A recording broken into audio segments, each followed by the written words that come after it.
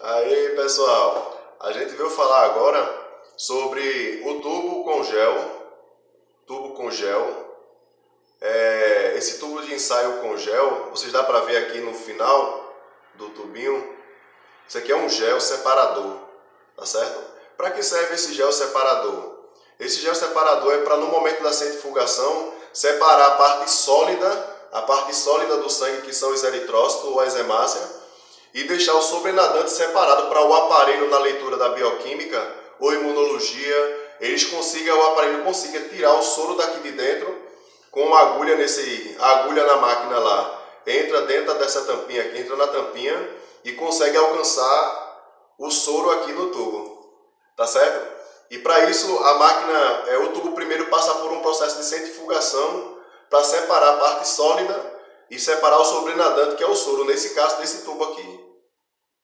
Esse tubo também contém sílica, que é o acelerador de coágulo, que é um tipo de sal, que é fabricado e jateado nas paredes desse tubo também, para que ele passe por um processo mais rápido de coagulação, tá certo?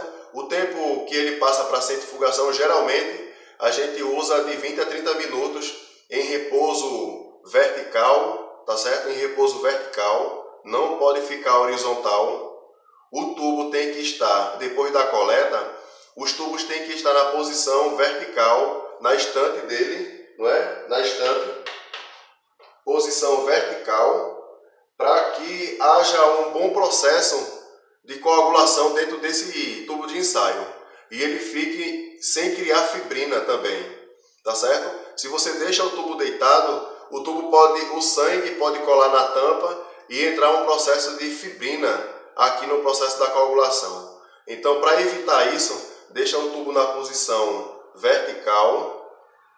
A coleta desses recipientes de tubos de ensaio, se você observar, ele tem uma tajinha preta aqui, ó.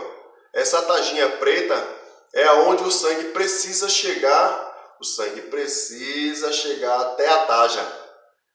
O sangue precisa chegar até a taja preta para poder esse aditivo de acelerador de coágulo ele consiga reagir bem com essa quantidade de sangue, tá certo? Porque a fabricação, com certeza, ela precisa de uma quantidade X de sangue para que haja combinação com o acelerador de coágulo, para não ficar uma superdiluição, tá certo? E nem causar algum dano ao material do paciente, porque ficou menos sangue.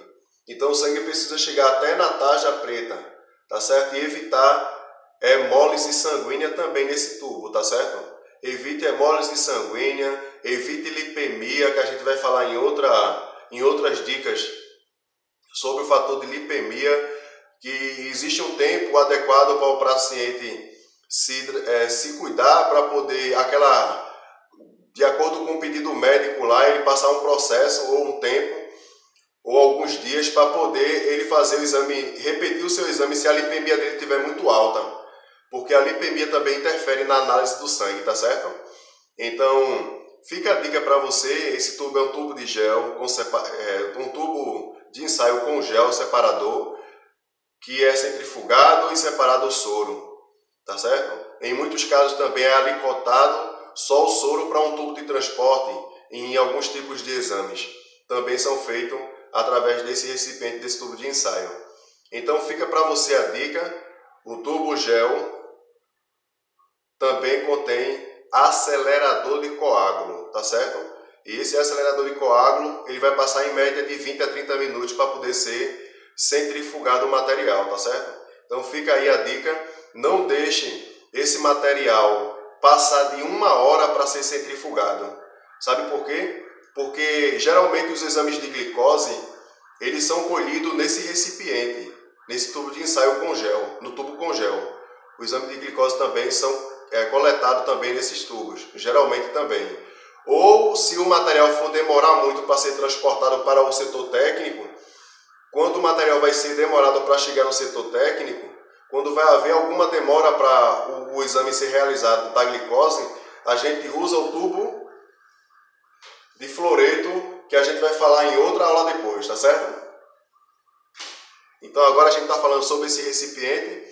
Se o exame de glicose for colhido nesse recipiente, nesse tubo de ensaio, ele precisa ser centrifugado menos antes de completar 1 hora após a coleta, tá certo? Mas por que, Flávio? Porque a glicose você sabe que o sangue a gente tem células, né? Isso, os eritrócitos e as hemácias. E no nosso sangue a gente tem plasma. As células, elas estão no meio do plasma, né? Isso, lá no meio do plasma. E o plasma contém carboidrato, tá certo? Carboidrato que vem produzido do açúcar. Então, o carboidrato, as células quando saem da gente, que vai para esse recipiente, ela a partir de um momento, vai haver a partir de um momento que ela vai sentir falta de energia e as células vão começar a utilizar a energia desse plasma que está presente antes da centrifugação, da coagulação, né? O sangue vai estar líquido lá e as células vão querer se utilizar do carboidrato dessa região aqui dentro. Então, se as células começarem a se alimentar com carboidrato, a glicose vai baixar. As células vão usar o carboidrato e a glicose vai baixar. Se a glicose baixar, o sangue coagular, não é o sangue coagulando com a glicose baixa, quando fizer o exame vai dar errado. Então, para evitar esse erro também, é necessário que o máximo que se passe para centrifugar esse tubo é 1 hora. Não pode ser mais que 1 hora para centrifugar esse tubo. Tá certo? O tempo de repouso também de 20 a 30 minutos para centrifugação. E não deixar ultrapassar o tempo de 1 hora para centrifugação. Então fica aí essa dica, porque os exames são muito importantes, né? Os fatores que vai estar aqui no soro depois da centrifugação, enquanto o sangue está líquido, ele está com plasma, não é? Porque existe um fator ali de coagulação que está ativo, as enzimas estão ativas. Aí o sangue está líquido, ele ainda está no modo ainda com plasma. Mas a partir do momento que o sangue coagula, as células, né? Os fatores de coagulação ativaram a coagulação e aí aquele processo da centrifugação vai separar as células sanguíneas, os eritrócitos e as hemácias do soro, vai separar, tá certo? Então fica aí a dica para você desse tubo com gel, flebotomia geral, dando dica para você, para te ajudar aí, tá certo? Valeu!